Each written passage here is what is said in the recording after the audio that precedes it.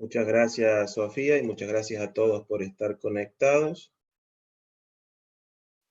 En la charla de hoy vamos a revisar algunos conceptos sobre el rifting. Me pareció que el tema del rifting y la relación con el desarrollo de elementos del sistema petrolero es un tema interesante porque nos permite pensar en plays potenciales productivos, que pueden ser productivos, que son productivos en otras áreas del mundo, y uno puede aplicarla a nuestras cuencas, pensando en explotar al máximo el potencial de las cuencas en las que estamos trabajando. La agenda para la charla de hoy es como se muestra en esta slide. Vamos a empezar viendo un ejemplo de rift actual, que es el rift del este de África. Disculpen que las slides están en inglés, pero como la presentación hace un rato la vimos para los no hispanos parlantes de la región, en particular los brasileros y la gente de Trinidad y Tobago y otros países que no hablan español. Bueno, las slides están en inglés, pero la charla esta va a ser en español. También vamos a ver después algunos conceptos sobre el rifting y lo que es la tectonoestratigrafía, algunos ejemplos de caracterización de cuencas de rifts.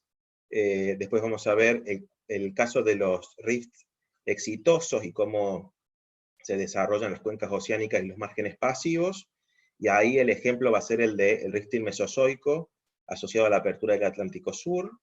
Luego vamos a ver algunos ejemplos de la evolución de sistemas sedimentarios en cuencas de rift, y algunos ejemplos de plays de exploratorios en cuencas de rift y márgenes pasivos, de tanto ejemplos de Argentina como del resto del mundo.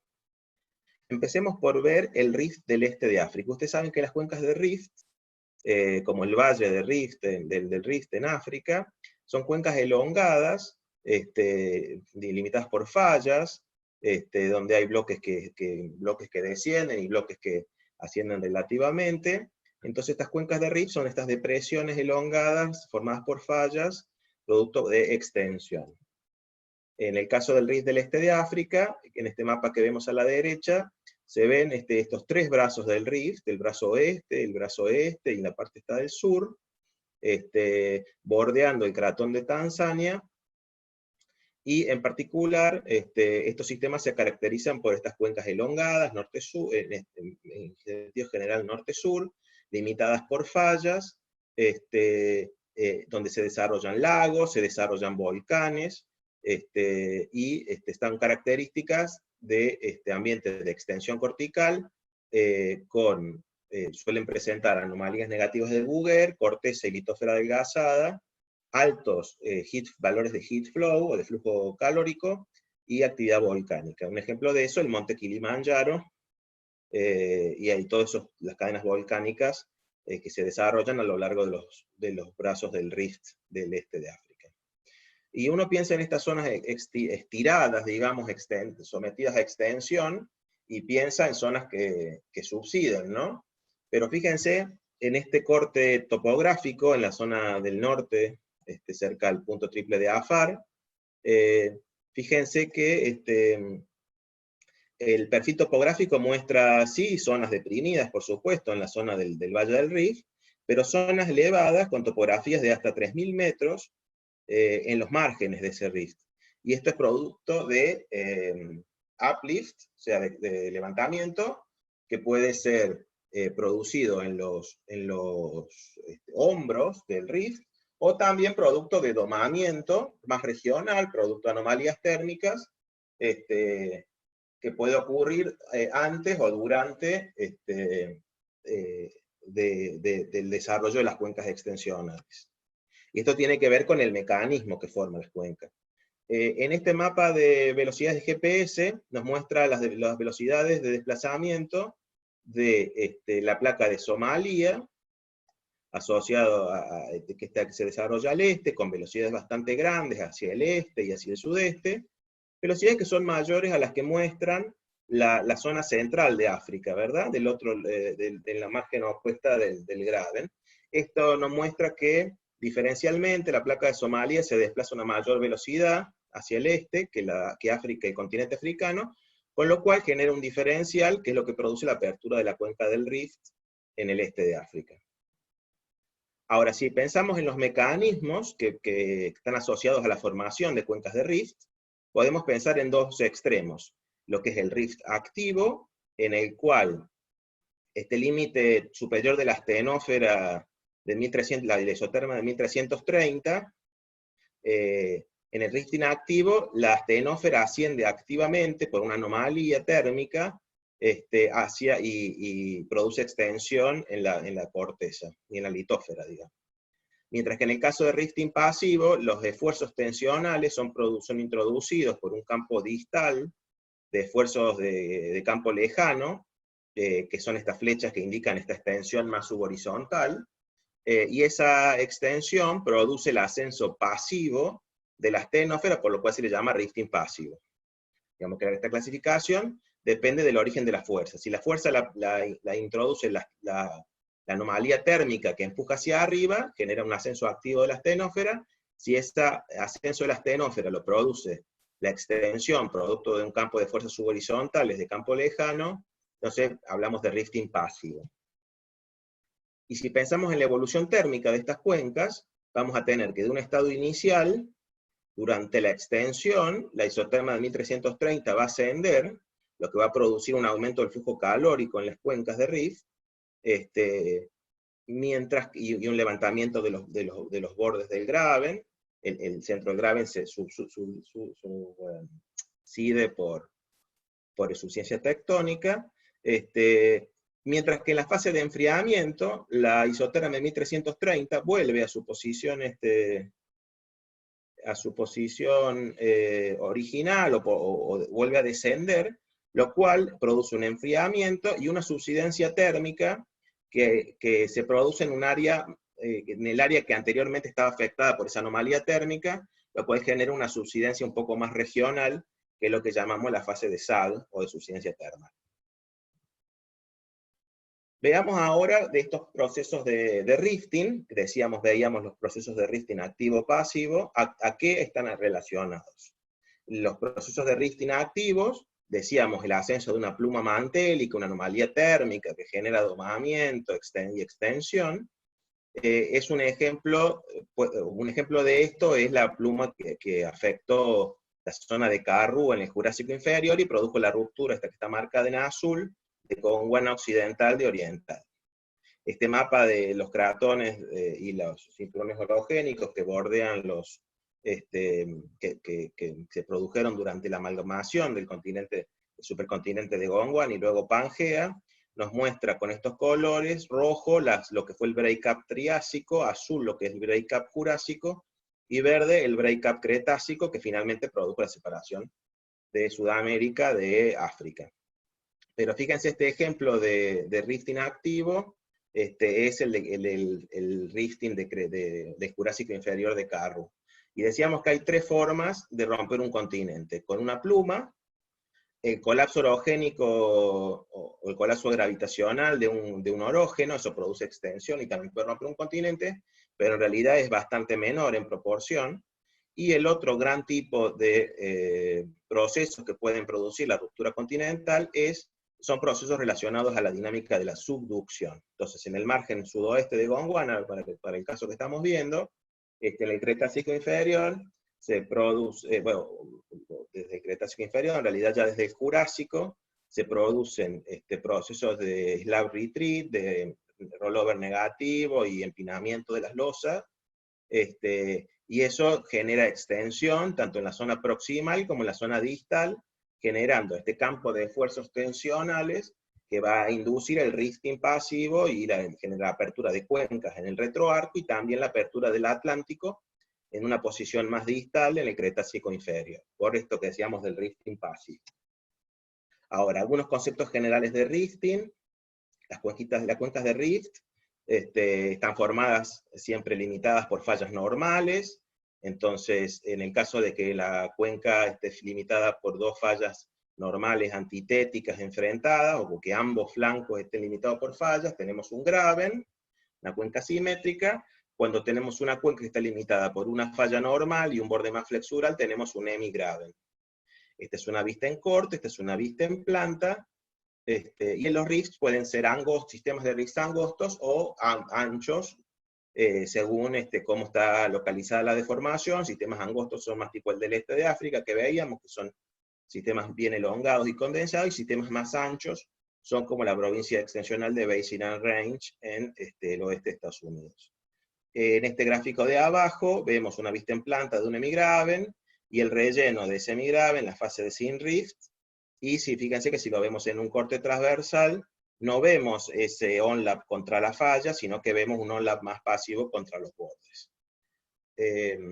¿Cómo se generan estas cuencas? Cuando sometemos un área de extensión, primero vamos a tener una fase de nucleación de fallas, donde hay pequeñas fallitas que se van generando, que van generando pequeños depocentros desconectados, que a medida que avanza la extensión se van a ir uniendo, van a ir coalesciendo y formando grandes depocentros, y algunas fallas van a ser favorecidas según su orientación, según su ubicación, van a ser favorables para el mejor desarrollo, y otras fallas probablemente pueden quedar abandonadas en ese proceso. ¿A qué nos referimos cuando hablamos de tectonoestratigrafía? Tectonoestratigrafía es el estudio de estas secuencias de estratigráficas en relación a la evolución tectónica de una cuenca. Entonces, hablamos de pre-rift para referirnos a los estratos depositados antes del inicio del rift. En el caso, por ejemplo, imaginemos el caso de un rift inactivo por una anomalía térmica, y se va a producir un domamiento de la superficie antes de la formación de los hemigrábenes, y ese domamiento, sometido a erosión, va a generar estas capas que van a ser, en general tienden a ser subparalelas y a estar limitadas por una truncación erosiva. A eso nos referimos y esa truncación erosiva del tope del pre-rift es lo que llamamos la Rift Onset Unconformity, o ROU. Acá otro ejemplo, el pre-rift entonces se depositó antes del inicio del rifting, y es deformado por las estructuras asociadas al rifting, como en este caso una falla normal. El sin rift, por su parte, se deposita durante la actividad tectónica activa de las fallas normales. El sin rift se caracteriza por tener una forma abanicada, siempre con terminaciones abruptas contra la falla, y esta forma de prismas, ¿no? De cuñas. La base es la Rift Onset Unconformity, y el tope del sin rift está dado por el cese de la actividad tectónica activa, y es lo que llamamos la Post-Rift Unconformity o la Breakup Unconformity. Un ejemplo de un desarrollo de fases de sin rift, para la evolución de una cuenca, este primer caso se refiere a la fase de iniciación del rift, con pequeñas fallitas desconectadas, y después el favorecimiento de una falla o de ciertas fallas para la continuidad, para localizar la deformación, y entonces después vemos varias fases más asociadas a esas fallas que continúan activas, mientras que las otras fallas quedan fosilizadas. Hablábamos entonces del sin rift, que es el momento de registro de rift inactivo tectónico, suficiencia tectónica, en las cuencas de rift. Y finalmente tenemos lo que es el post-rift. Una vez que cesa la actividad tectónica, se genera una discordancia, que es lo que llamamos la sin rift post-rift unconformity o la breakup. En el caso de que el rifting sea exitoso y que se abra una cuenca oceánica, que sería el caso de la abajo a la derecha, la breakup unconformity marca justamente la ruptura, la creación de la primera corteza oceánica normal, y entonces es el tope del sin rift y la base del drift, que sería las capas del margen pasivo. Mientras que en un rift abortado, como es el caso de los rifts que no abren cuencas oceánicas, como podemos pensar en la cuenca cretácica del noroeste de Argentina, o la cuenca cuyana, el sin rift, ustedes fíjense que está limitado por fallas, mientras que el post rift se produce por subsidencia termal, inactividad de fallas, y entonces ya las capas onlapean pasivamente los bordes de la cuenca. Veamos algunos ejemplos de sin-rift y post-rift. Para la cuenca del Colorado, fíjense, en la provincia del sur, la provincia de Buenos Aires, en el offshore de Argentina, tenemos el desarrollo de la cuenca del Colorado. En esa cuenca identificamos al menos 3 eventos de rift, que están en este caso mapeados con distintos colores. Las fallas rojas están asociadas al primer evento de rift, las fallas azules al segundo evento de rift, y estas fallas verdes de la parte más exterior al tercer evento de rift. Si vemos la sección norte-sur, en la parte sur, en la cuenca del Colorado, vemos el desarrollo de un hemigraben, pintado, cuyo sin-rift está acá coloreado en celeste, y el desarrollo de bloques rotados en el flanco norte de la cuenca, en esta posición que vemos acá con las fallas rojas.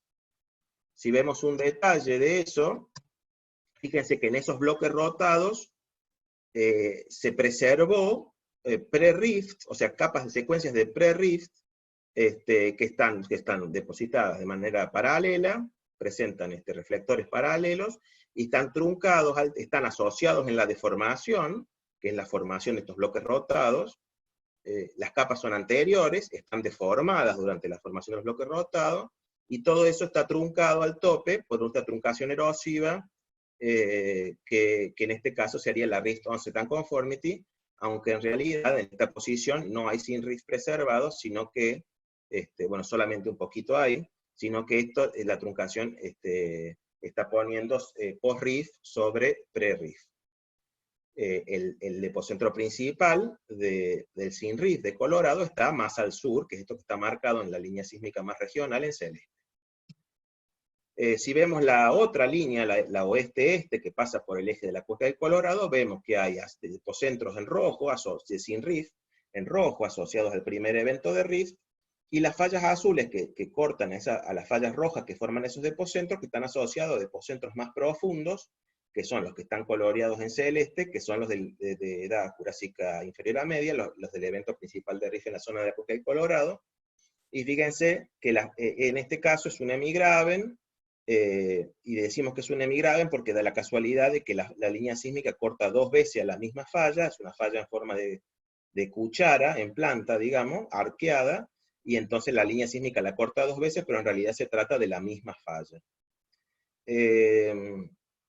Y hacia la posición, digamos, hacia la cuenca oceánica, pasamos de un dominio de corteza continental, fíjense, estas son líneas sísmicas muy profundas, que vemos hasta 40 kilómetros de profundidad. Podemos interpretar el mojo como esa reflectividad por un cambio de fases sísmicas, sobre todo en la zona más cercana a la zona de transición continental-oceánica, y ya en esta posición tenemos corteza oceánica normal, y el desarrollo en la zona de transición de Seaward Dipping Reflectors. Esto ocurre porque el rifting en la zona del Sudatlántico Sur fue exitoso y terminó generando una cuenca oceánica que es la del Atlántico Sur justamente. En esta posición entre Colorado y Salado vemos una serie de hemigrabenes formados por fallas que bucean hacia el oeste, asociados al rifting cretácico, que es justamente el que terminó produciendo la apertura del Atlántico Sur. En la zona de del límite, la transición entre corteza continental y oceánica, vemos desarrollo de SDRs, que son estas cuñas violetas, coloreadas en violeta, que ya vamos a ver qué son, que están siempre en la zona de transición entre la corteza continental normal, bueno, aunque adelgazada por el rifting, y la corteza oceánica normal. Si hablamos de rifting exitoso y de apertura de cuencas oceánicas y generación de márgenes pasivos, hay que tener presente que hay 3 tipos extremos o arquetipos de márgenes pasivos. Los márgenes hiperextendidos o pobres en magma son márgenes en los cuales la corteza está sumamente hiperextendida, de hecho a veces se abudina, y pueden observarse inclusive zonas con manto exhumado. Son zonas que están caracterizadas por no tener mucha actividad volcánica durante el rifting y el breakup.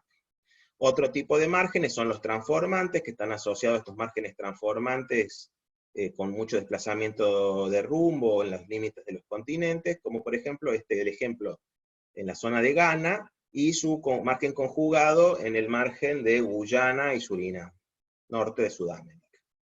Y finalmente, en estas cuñas rojas están indicadas los SDR, que son estas SDR significa Seaward Dipping Reflectors, son sucesiones que se ven en sísmica, buzando siempre hacia el mar, seaward dipping, o sea que buzan hacia el mar, reflectores que buzan hacia el mar, que siempre se emplazan en la zona de transición de la corteza continental y oceánica, y caracterizan a estos magmas que llamamos, a estos márgenes, perdón, que llamamos volcánicos o ricos en magma, magma rich. Como por ejemplo es el caso de la parte sur del Atlántico Sur, que es el margen argentino-uruguayo y su conjugado en Angola, en Namibia y Sudáfrica. ¿Cómo es la estructura de estos Seaward Dipping Reflectors? Bueno, han sido perforados en sísmica, han sido observados en sísmica y de ahí se determinó, se caracterizaron y se interpretó esto que buzan hacia el mar, y se desarrollan siempre en esta zona de transición continental y oceánica, y por debajo suelen presentar una zona de alta velocidad en sísmica. Y cuando fueron perforados se descubrió que estas cuñas están formadas por basaltos toleíticos, con sedimentos intercalados, a veces continentales, a veces a lo sumo marinos someros, pero siempre bastante subaéreos. Sí, este modelito de emplazamiento presentado por McDermott nos muestra que hay un gradiente entre un emplazamiento de los SDRs internos más antiguos, que muestra un gradiente respecto a los SDRs externos más posteriores, ¿no? Este gradiente tiene que ver con las condiciones geológicas de la litósfera que se está rompiendo. Los SDRs se emplazan durante la ruptura, o sea, durante el breakup, y de hecho registran este proceso de breakup. Entonces decíamos que representan este gradiente, ¿por qué? Porque los internos, los inner SDRs, están limitados por estas superficies que son prácticamente fallas, que limitan estas cuñas, que son como si fueran hemigrábenes, aunque sean rellenos de basaltos y de rocas magmáticas, y algunas intercalaciones sedimentarias, mientras que los SDRs externos, fíjense que de alguna manera se fusionan con la corteza magmática, con lo cual nos muestra un gradiente entre condiciones de litósfera más frágil a más dúctil, a medida en que avanzamos en el proceso de ruptura y terminamos generando corteza oceánica normal bajo cierta profundidad de agua que nos permite generar una corteza oceánica, ustedes saben lo que caracterizada por tener basaltos columnares, pillow lavas, etc. Lo que llaman una corteza Penrose. Esto se da ya para generar esa corteza normal, necesitamos una cierta profundidad de agua, por eso, pero mientras tanto, en general los ambientes son subaéreos o marinos someros, muy someros. Ahora, veíamos recién algunas información de la cuenca del Colorado, veamos otro caso de una cuenca de rift, en este caso la cuenca de Malvinas. La cuenca de Malvinas es un rift abortado de edad triásica-jurásica. Fíjense que entre el horizonte violeta, bueno, perdón que no es muy claro, y lo verde, tenemos una primera fase de rift, y de hecho rellenamos depocentros individuales, mientras que hacia arriba ya empezamos a tener un on-lap más pasivo sobre los bordes de la cuenca de Malvinas. Podemos caracterizar a esta cuenca desde el punto de vista sísmico, y también es interesante asignar edades a los eventos de rift. Si la cuenca de rift aflora actualmente, ha sido incorporada en deformación y ha sido expuesta, podemos recuperar muestras y de qué manera podemos datar las secuencias de sin rift. Bueno, puede ser que haya rocas volcánicas interestratificadas, basaltos o riolitas, entonces de esa manera podemos hacer dataciones absolutas sobre esas secuencias. Podemos también buscar fósiles en las secuencias sedimentarias intercaladas en las distintas rellenos de ese rift. Entonces esos fósiles pueden ser paleoflora, pueden ser microfósiles, foraminíferos, en el caso de que sea un relleno marino, o pueden ser, obviamente, fósiles de animales, de vertebrados, o lo que sea, que nos permitan asignar una edad a ese relleno del rift.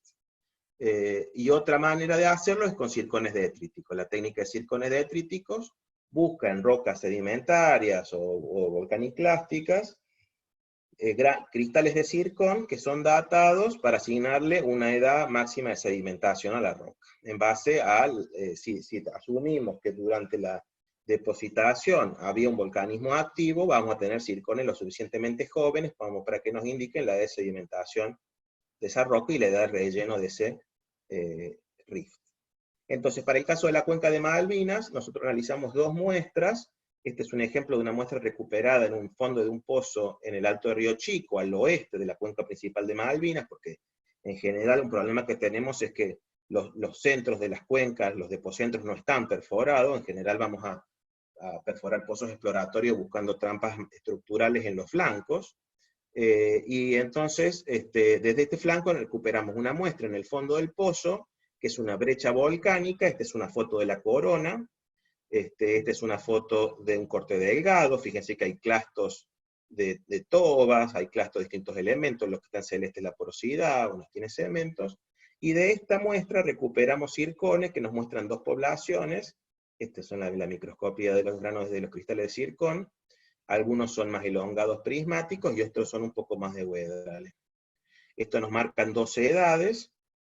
Fíjense, este es un histograma de frecuencia que para 149 dataciones de granos de zircón de esta muestra, obtenemos un pico de edades de más de 60 granos que tienen alrededor de 215 millones de años, y otro pico que esto es Triásico superior, y otro pico de 296 millones de años, que me parece que es pérmico.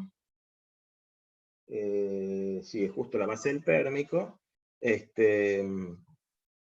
Pero que utilizamos como los zircones más viejos pueden venir de otro lado, pueden venir porque son rocas volcaniclásticas, pueden ser aportadas de alguna zona de proveniencia sedimentaria, pero asumimos que los zircones más jóvenes son la edad más probable de sedimentación. En este caso la gran cantidad de edades en torno a este pico de 215 nos habla que esa es la edad que interpretamos como edad de cristalización. Esto es novedoso porque es la primera vez que se data una edad triásica para un relleno basal de depocentro, que es esta muestra amarilla. Fíjense que está por encima del tope del pre-rift, con lo cual está en el sin-rift basal, en la cuenca de Malvinas.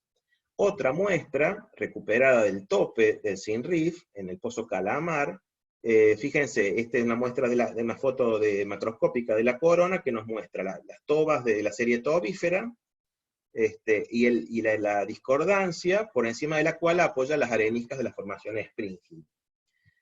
Tomamos una muestra de la tope de esa tobífera y nos dio una edad de 169 millones de años.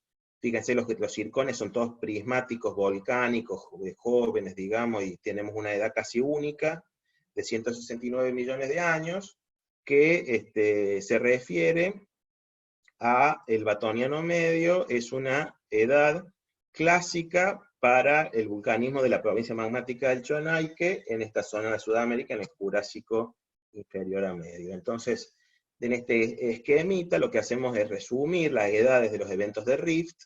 Interpretamos por primera vez un rift triásico para esta cuenca de Malvinas, donde tenemos este dato de zircones que nos permite afirmar que esa brecha volcánica es de edad triásica superior. Y después tenemos la edad de la tobífera al tope, por debajo de la discordancia que apoya Springhill sobre ella, que nos da una edad de 169 millones de años, pero que nos permite identificar este inicio diacrónico del rifting en la cuenca de Malvinas, y ponen de alguna manera constraints para entender la evolución del rifting de esta cuenca. Veamos un poco, charlemos un poco de lo complejo que puede ser la historia del rifting, ¿no? Fíjense, este mapa de la derecha es un mapa del este de África, y fíjense que en esta zona donde actualmente tenemos el rift del este de África que veíamos en la primera slide, que es este que está marcado en naranja, estos son los tres brazos, en realidad en esta zona se vienen superponiendo rifts, cuencas de rift o eventos de rift desde el Paleozoico. Los rifts que están marcados en rojo corresponden al Carru 1, que es Carbonífero Triásico. En azul están marcados en esta zona, pero en realidad porque se desarrollan más hacia el oeste de África, los rifts del Karoo II, y esto seguido por los rifts cretácicos sí, finalmente los rifts cenozoicos. Esta zona, que está actualmente bajo extensión, ha sufrido eventos de rift por los últimos 300 millones de años.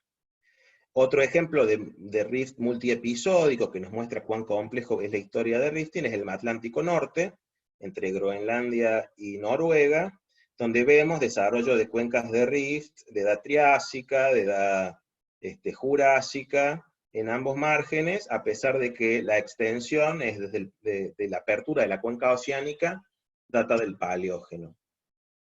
Para el caso del Atlántico Sur, nosotros reconstruimos de alguna manera la cronología del rifting, incorporando o integrando en este diagrama cronoestratigráfico, fíjense, estas son las edades, y cada columna representa una de estas cuencas del sudeste de Sudamérica.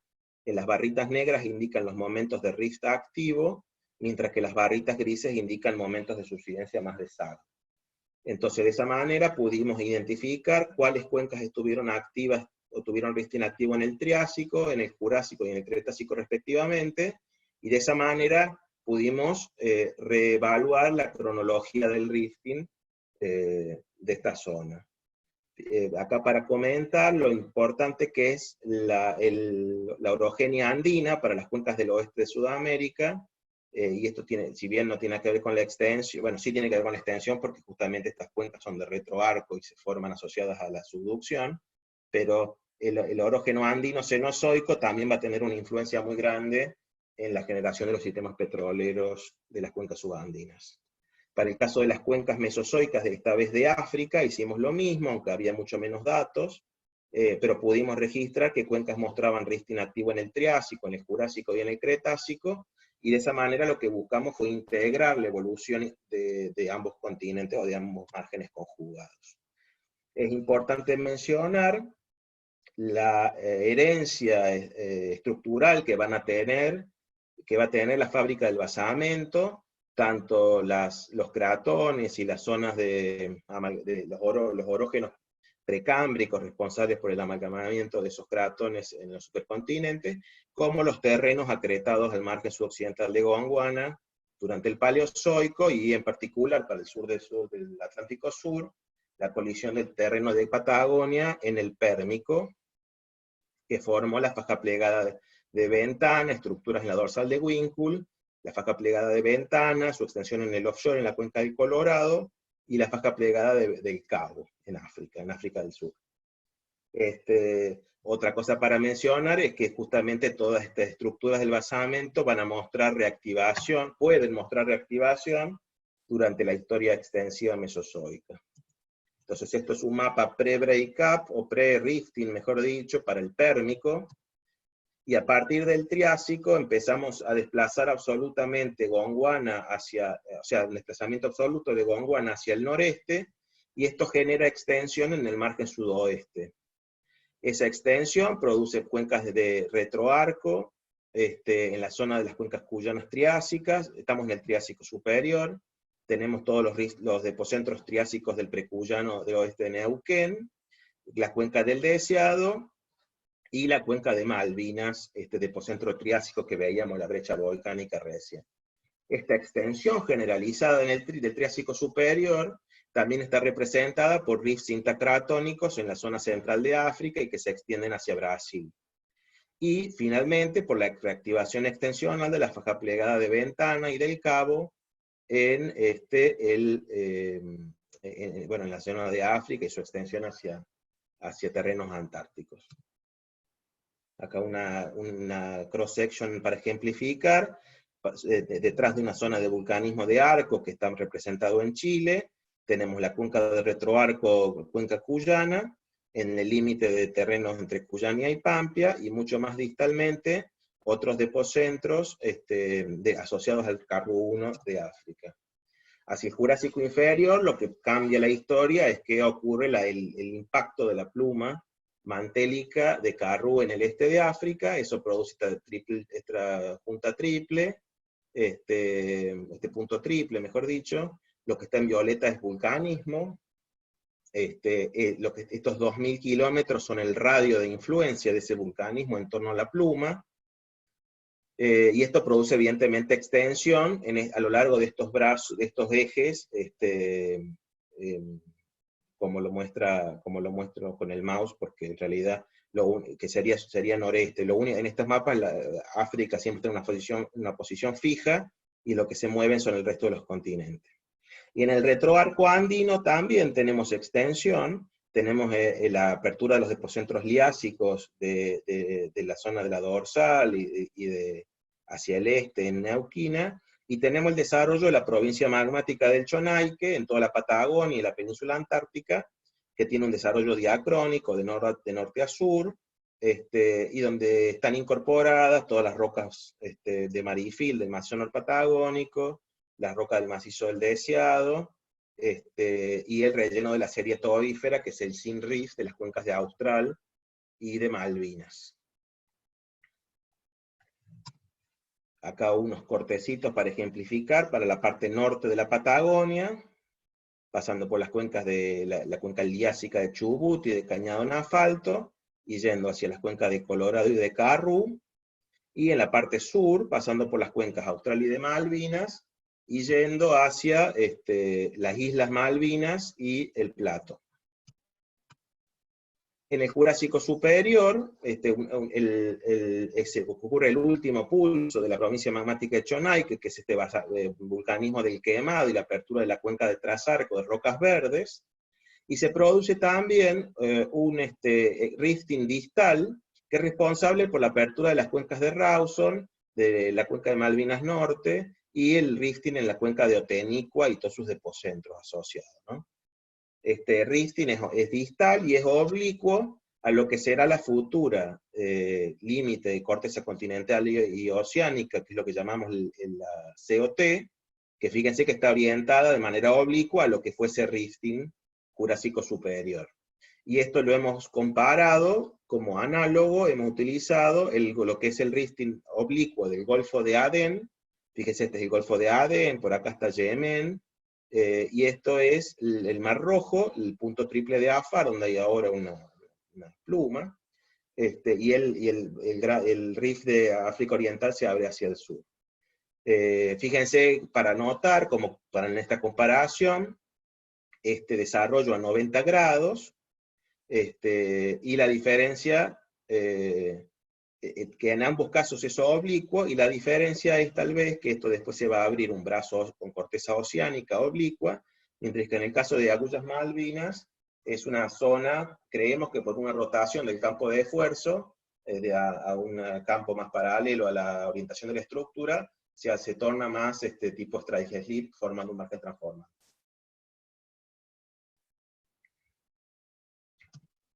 Para el Cretácico inferior, bueno, decíamos, una cosa que no mencionamos, es que esa pluma del este de África genera luego el desplazamiento de rumbo y la apertura del mar de Weddell en esta zona del sur, al sur entre la Patagonia y la península antártica, y finalmente, en el Cretácico inferior se empieza a generar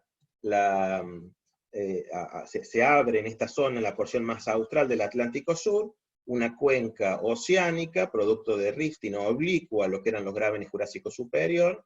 Esto con la corteza oceánica creemos que se empezó a acretar en el Valanginiano Medio, que es la edad de una discordancia muy importante que podría ser la Sinriff-Porriff, pero una discordancia muy importante en las cuencas africanas, y creemos que esa es la edad del inicio de la corteza oceánica Valanginiano Medio. Y ahí, a medida en que la apertura oceánica va avanzando hacia el norte como una cremallera, ya al norte de la zona de fractura de Colorado, con emplazamiento de SDRs, probablemente por alguna relación con la pluma de Paraná y Tendeca. Lo que es importante mencionar acá es que no es la pluma de Paraná y Tendeca del Cretácico inferior lo que habría abierto el Atlántico Sur, sino que se habría emplazado una vez que el segmento más austral del Atlántico Sur ya habría estado en condiciones de generación de corteza oceánica. Si avanzamos un paso más, en este caso para el Barremiano, vemos ya en lila todos los que son los SDRs, y estas líneas indican las anomalías magnéticas, con corteza oceánica ya hasta avanzada la cuenca de pelotas. Y finalmente para el aptiano tenemos una configuración de este tipo. Decíamos que hemos tenido a lo largo de todo este proceso desplazamiento de rumbo a lo largo de la falla de Agullas Malvinas, y entonces la apertura de la cuenca del Atlántico Sur como una especie de triángulo. No me quiero demorar con comentarios sobre eso, después los vamos a comentar al final. Sí quisiera avanzar un poco con el tema de la evolución sedimentaria de las cuencas de rift. El relleno de las cuencas de rift va a depender de las condiciones ambientales en las cuales se genera esa extensión. Si estamos en ambientes intracontinentales, lo más probable es que el relleno de esas cuencas de rift sea de carácter continental, con desarrollo de ambientes continentales que van a depender de las condiciones climáticas del área, entre otras, pero sobre todo las condiciones climáticas. Entonces, si tenemos un clima árido, vamos a tener desarrollo de alluvial fans, de abanicos aluviales y de bajadas en torno a los bordes fallados de los hemigrábenes, y vamos a tener alta evaporación, con lo cual playales, barriales, y desarrollo de facies, inclusive eólicas, si esos rifts están en condiciones áridas. Pero si estamos en condiciones, en climas húmedos, esos abanicos aluviales pueden también ser fandeltas que terminan en cuerpos de agua tipo lagos, que pueden ser más someros o más profundos, como en el caso de la izquierda, generar también ambientes deltaicos por algunos sistemas axiales. En los deltas puede haber carbones, y además en zonas distales dentro del lago, si tienen las condiciones adecuadas, puede desarrollarse también sistemas turbidíticos. Una característica importante para estas cuencas en ambientes continentales, o un diagnóstico, es la falta de fósiles marinos. Un modelito de evolución muy lindo propuesto por Gothorp y Leader en el 2000, nos muestra el inicio, decíamos, esta fase de rift initiation, con depocentros aislados, formados por pequeñas fallas, sin mucho relieve, ambientes de baja energía. A medida que avanzamos en la extensión, vamos a generar, si tenemos condiciones de balance hídrico adecuado, vamos a generar cuerpos de agua, someros o profundos, según la extensión y la subsidencia de las cuencas, y también según la subsidencia tectónica nos va a crear acomodación, pero también es muy importante para el balance de las cuencas el aporte sedimentario.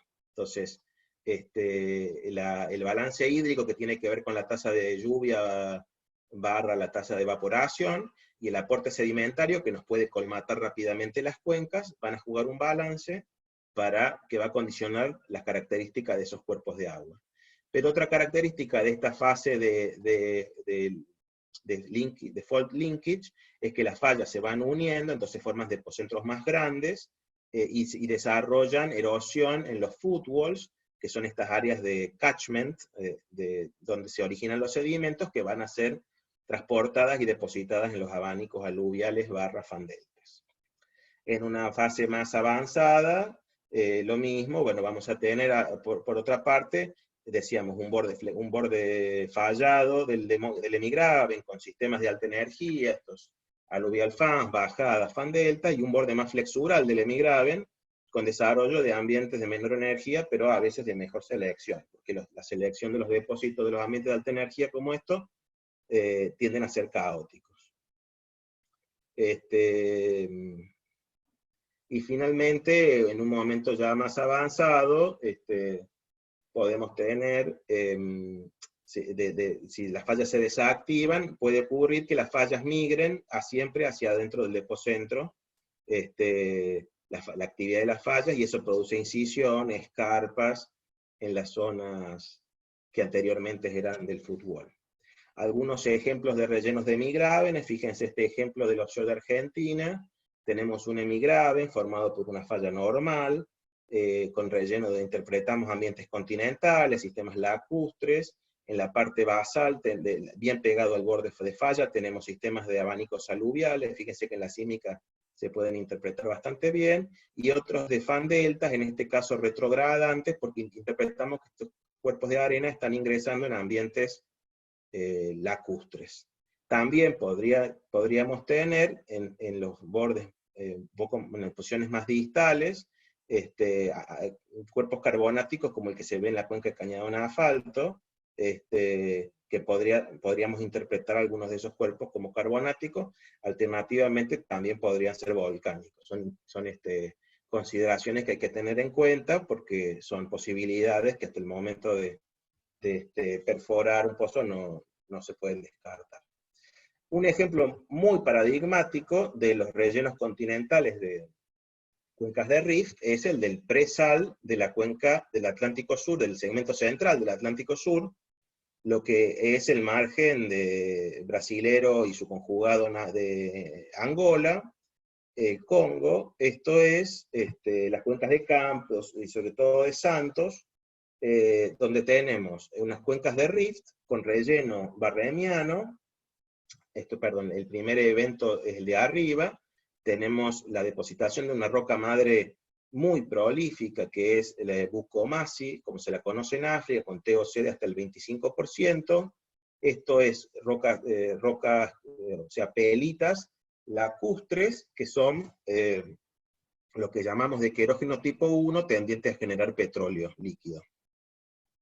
A su vez, en el barremiano medio a superior, se generan condiciones, aumenta la salinización de las cuencas, esto es antes de la depositación de la sal, y se generan estos cuerpos carbonáticos sobre altos de basamento, aunque probablemente no estén solo limitados a eso, que son excelentes reservorios. Además son después sujetos a procesos de diagénesis que por supuesto mejoran las condiciones de reservorio. Pero son los reservorios del presal, serían entonces también lacustres, digamos.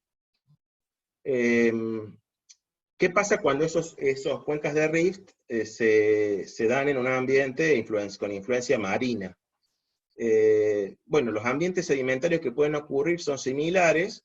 La diferencia es que además, decíamos que en el caso de las cuencas continentales juega un rol importante el balance hídrico, de tasa de lluvia, contra la evaporación. Bueno, en este caso estamos atados a las variaciones del nivel eustático, que van a producir variaciones durante los high stand y los low stand. Pero de manera general vamos a tener fan deltas que van a caer a un mar, como si fuera imaginemos un fiordo, que también pueden generar turbiditas en la parte distal, pero en condiciones climáticas adecuadas podemos tener en zonas con menor input clástico, desarrollo de ambientes más carbonáticos, y en condiciones costeras, desarrollo de ambientes mareales o de influencia mareal, y si hay condiciones de aridez, saucas. El desarrollo de estas secuencias marinas en general está caracterizado por presencia de fósiles, y por querógenos de tipo 2 y de tipo 3 en zonas con más influencia deltaica. Un ejemplo para eso, para imaginar lo que les comentaba de las variaciones, influencia de las variaciones eustáticas en el desarrollo del relleno de migrávenes, lo podemos tomar de este ejemplo que habíamos preparado para la formación de Springhill, aunque no es estrictamente con fallamiento activo, pero sí podemos decir que durante los momentos de nivel de mar alto, los semigrávenes o los valles incisos se inundan a manera de estuarios, y durante los momentos de nivel de mar bajo, los sistemas que ocupan todos esos antiguos estuarios son netamente fluviales con desarrollo de reservorios. Bueno, veamos rápidamente algunos ejemplos alrededor del mundo y en Argentina de cuencas de rift y de los plays productivos. El caso de basamento fracturado es interesante, asociado a cuencas de rift. En el caso de un ejemplo para un alto de basamento tipo Horst, limitando hemigrávenes, con un Horst de basamento fracturado, con roca madre depositada en los hemigrávenes que limitan o que bordean a ese Horst, y que adquieren condición de madurez, entonces generan y expulsan petróleo y cargan altos de basamiento fracturado, como en este caso de la cuenca de Malay en Malasia. Otro ejemplo, pero en vez de fallamiento normal, un fallamiento inverso, tiene que ver con estructuras de pop-up producidos por levantamiento durante las fases de compresión posteriores, en este caso cenozoica, bueno, inclusive jurásica puede ser, en el caso de la dorsal de Winkle, y con hidrocarburo que se genera en los semigrábenes o en el SAG, en las zonas vecinas, y que migra y que alimenta basamento fracturado, cristalino fracturado, en altos estructurales. Un ejemplo interesante de sistemas petroleros en cuencas de rift es el de el lago Albert en Uganda. Fíjense que veíamos los dos brazos del sistema de rift del este de África en África justamente, valga la redundancia. Fíjense qué interesante. Estas dos tablas cronoestratigráficas muestran el desarrollo del brazo oeste y del brazo este del rift del este de África. Fíjense que en el brazo este hay desarrollo de fases volcánicas desde el Eoceno prácticamente, y algunos sistemas lacustres con deposición de pelitas con potencial de roca madre.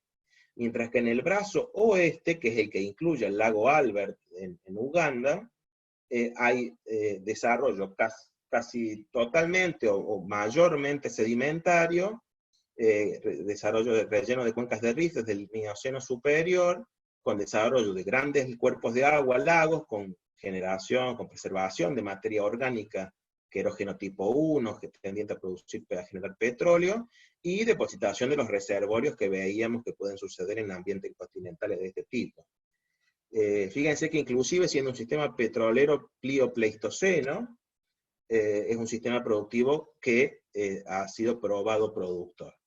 Un comentario que quería hacerles acá es esta consideración de pensar. Si tenemos el desarrollo de muchos depocentros de rift, como puede ser los depocentros del Precuyano de Neuquina, no necesariamente todos los depocentros generan roca madre. No necesariamente todos los depocentros están rellenos de lagos.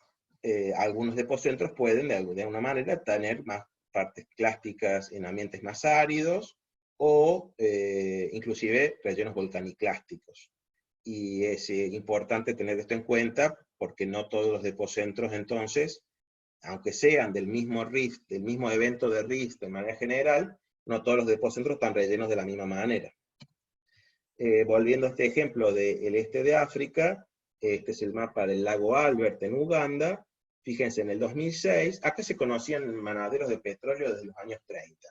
En el 2006 se perforó este pozo, Kingsfisher, que al sur del lago, y que encontró estas arenas miocenas y pliocenas que produjeron 14.000 barriles día de petróleo y poco CO2, porque acá el problema que hay es que al haber tanto vulcanismo cerca, eso tiende a producir CO2, y eso por supuesto que afecta la productividad de los reservorios y sobre todo del fluido, ¿no? Me interesa. Y acá un ejemplo de cómo es el play productivo. En este caso no es para ese yacimiento, es para otro, pero fíjense en estas secuencias de relleno de la cuenca de rift. Tenemos un cierre en 3 direcciones contra una falla normal, y el pozo está perforado ahí, y este es el carácter que tienen esos reservorios, que si vemos este perfil, podemos interpretar que es de característica grano-estrato creciente. Veamos ahora algunos otros ejemplos de cuencas de Argentina. Fíjense, este mapa muestra dentro de todas las cuencas sedimentarias de la Argentina, en color naranja, las que son productivas de hidrocarburos. Y de todas ellas, 5 de estas 6 son asociadas a cuencas de rift. Solo la paleozoica del noroeste no lo es, pero tanto la Cretácica del NOA, como la Cuyana, la Neuquina, la cuenca del Golfo de San Jorge y Austral, son cuencas productivas actualmente, onshore, que son asociadas a procesos de rifting. Para ver algunos ejemplos, veamos la cuenca Cuyana, que es una cuenca triásica, producida por rifting en el Triásico superior. Vemos que tiene 2 brazos, está formada sobre la sutura entre Cuyana y Pampia. y el relleno inicia con facies continentales, es completamente continental, inicia con capas rojas, ambientes aluviales y fluviales, tiene el desarrollo de un gran cuerpo lacustre, que es la formación cacheuta, en una fase ya tardía, y después otras secuencias de post-rift. Si vemos la formación cacheuta, es un querógeno tipo 1, digamos clásico lacustre, con TOCs del 3 al 10%. Una particularidad de la cuenca cuyana es que al estar ubicada al oeste de la Argentina, asociada al orógeno andino, presentó o fue sujeta a compresión y a la inversión de esos depocentros, esos semigrábenes, inversión tectónica, a la cual debemos agradecerle la formación de estructuras que permitieron las acumulaciones de hidrocarburos, formación de trampas estructurales, con cierres en 3 y 4 direcciones, que permitieron la generación de trampas y la acumulación de hidrocarburos líquidos, mayormente provenientes de esta formación cacheuta. Y otra cosa a la cual debemos agradecerle a la orogenia andina es a la depositación de secuencias de Foreland y de Artepaís, que siempre colaboran, aportan carga geoestática o carga litoestratigráfica, y generan pulsos de migración tardía, o a veces generan tardía, recientes. Para el caso de la cuenca de Neuquén, bueno, la cuenca de Neuquina es una cuenca muy prolífica, con por lo menos 4 niveles de rocas madre.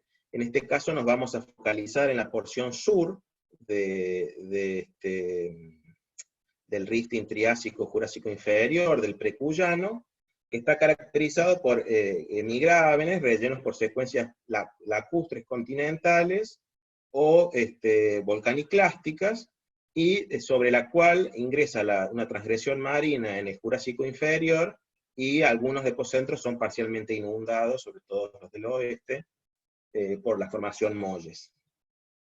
Un ejemplo asociado a los sistemas petroleros del Precuyano en el este de la cuenca neuquina, lo vemos en esta zona de Loma Negra, Estancia Vieja, donde tenemos un gran hemigraben con depositación de roca madre en la parte basal, y con anticlinales de inversión. Fíjense que hay fallas que presentan inversiones tectónicas, que generan estructuras que permite generar trampas, tanto con reservorios en el precuyano volcaniclástico, como en el caso de Loma Negra, como en el grupo Cuyo, Jurásico inferior a medio, en el caso de Estancia Vieja.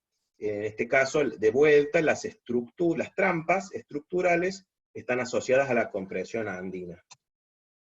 El caso de la cuenca del Golfo de San Jorge, más al sur en la Patagonia, presenta una cuenca donde se da rifting de principio jurásico, pero sobre todo lo que mejor está registrado es en el neocomiano. Presenta 2 rocas madres, una en el neocomiano y otra en el aptiano, la formación D129, ambas de carácter continental. El neocomiano es bien de tipo sin riff, mientras que la D129 ya es de tipo SAG, y las trampas están asociadas, los reservorios son continentales, tipo fluviales, y las trampas están asociadas en general, en su mayoría, a fallas normales, cierres en 3 direcciones contra falla, tanto en los flancos sur y norte de la cuenca. Hacia el oeste, la particularidad es que de vuelta la compresión andina genera una faja plegada, que son los Bernardides, con generación de trampas estructurales compresivas, que también son trampas de hidrocarburos. Veamos algunos ejemplos del offshore, ya para ir terminando. En la cuenca del Colorado, que veíamos al principio su evolución tectónica, tenemos posibles rocas madres en el Sin Reef y en la transgresión marina, primera transgresión marina de edad aptiana, barremiana aptiana, y reservorios potenciales tanto en el Sin Reef como en todo lo que es el desarrollo del drift asociado al margen pasivo atlántico. Si vemos esta sección con los plays conceptuales de la cuenca del Colorado, tenemos potencial de acumulación en abanicos aluviales y fandeltas asociados a los depocentros del Sin Reef, altos de basamento fracturado, y después asociado a la transgresión aptiana, la depositación de roca madre marina en este caso, y reservorios potenciales tanto en la plataforma como en el talud y la cuenca profunda, asociado a los sistemas turbidíticos de margen pasivo, ¿verdad? Otro ejemplo, en la cuenca de Malvinas Norte, en este caso no de frontera, sino productivo, donde hay descubrimientos de hidrocarburos en lóbulos turbidíticos lacustres, que están formando parte del relleno de esa cuenca, de ese gran cuerpo de aire lacustre, neocomiano, en la cuenca de Malvinas Norte. Fíjense, este era un modelito representando el desarrollo de estos cuerpos lacustres, turbidíticos lacustres, donde los reservorios son de buena calidad y están ensandwichados o interestratificados con las pelitas lacustres que son la roca madre, formando trampas estratigráficas, y con proveniencia tanto de la falla, tanto del este directamente, como con un cierto desarrollo axial hacia el sur. Fíjense estas tracciones de amplitud, que nos muestra que la cuenca profundizaba localmente acá hacia el sur.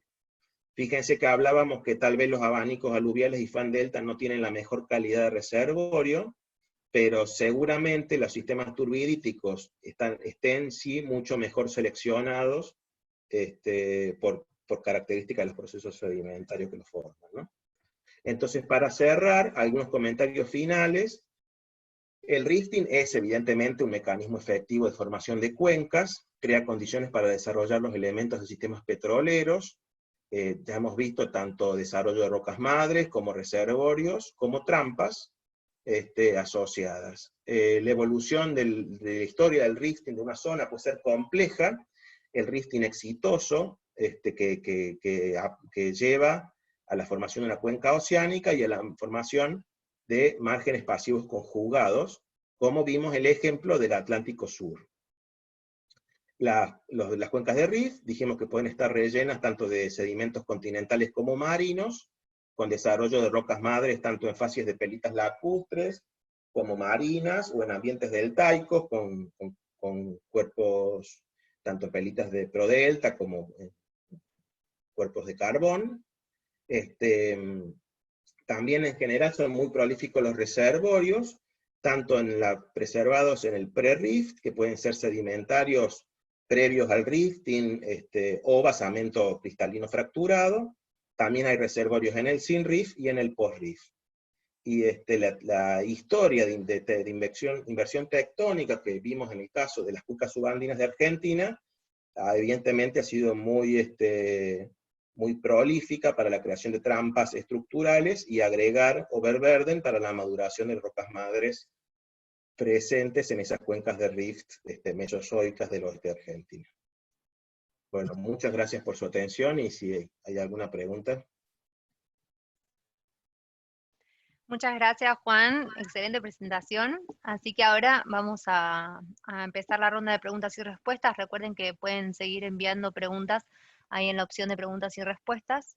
Bueno, tenemos media hora para esta sección, así que veamos.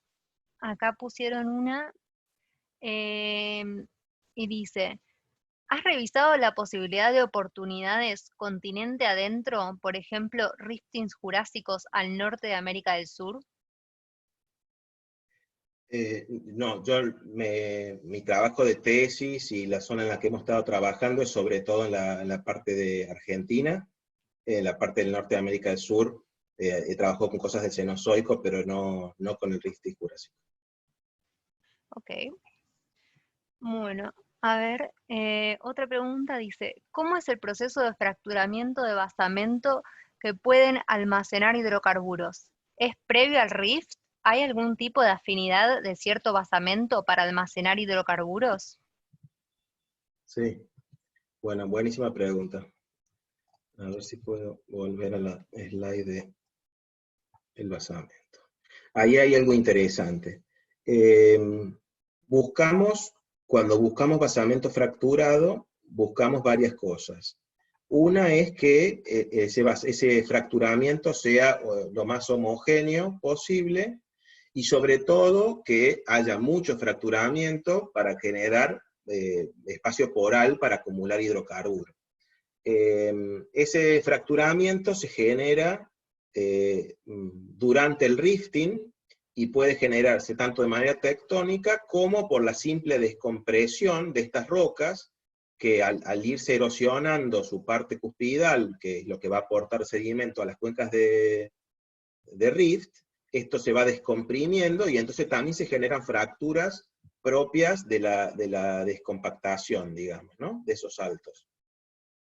Ahora, respecto al punto de vista litológico, sí hay litologías que son más favorables para la generación de redes de fractura, principalmente las rocas cristalinas de tipo granito tienden a generar mejores fracturas, redes de fractura, que otras rocas que pueden ser más dúctiles, como por ejemplo rocas metamórficas, esquistos o gneisses.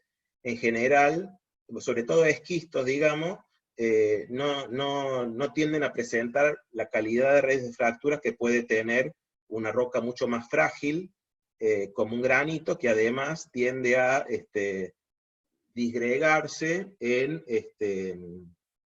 granos de cuarzo, feldespato, que son además son buenas zonas de aporte sedimentario para los reservorios del SINRIF, digamos.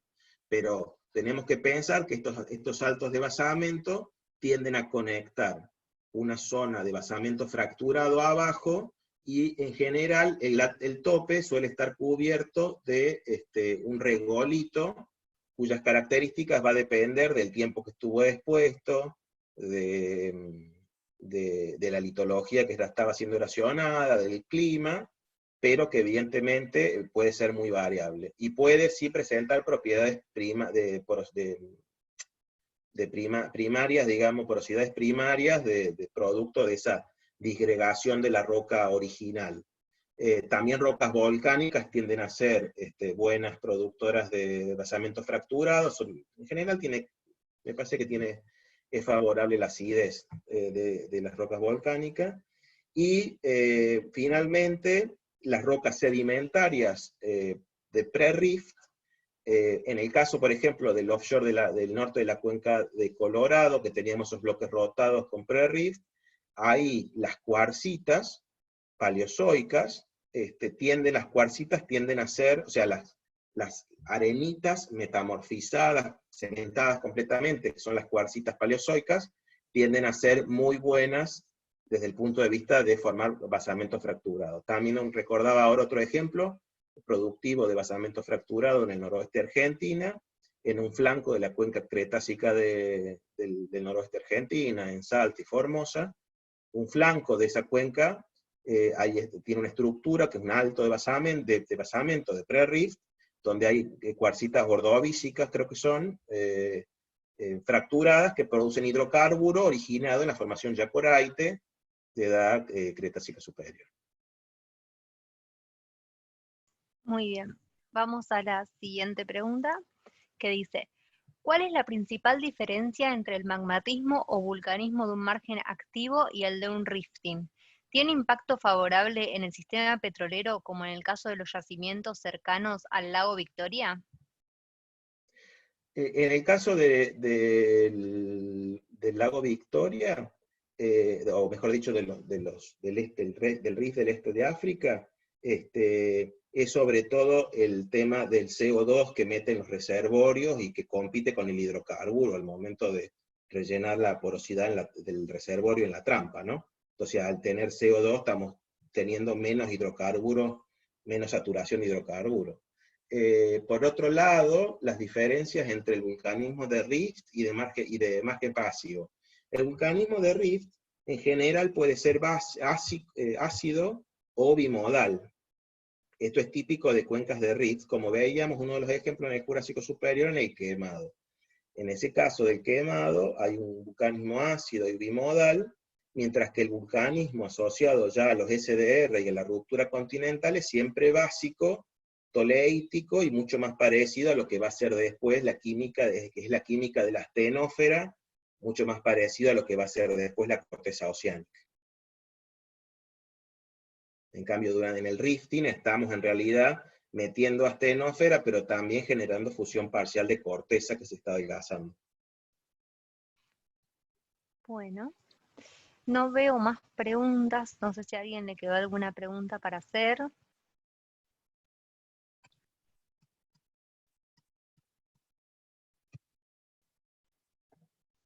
Bueno, si no hay más preguntas, por mi parte agradecer la invitación, y espero que les haya gustado la charla, así que quedo a la orden, y les agradecemos a todos la participación de esta charla y de todo el ciclo de charlas de BGP.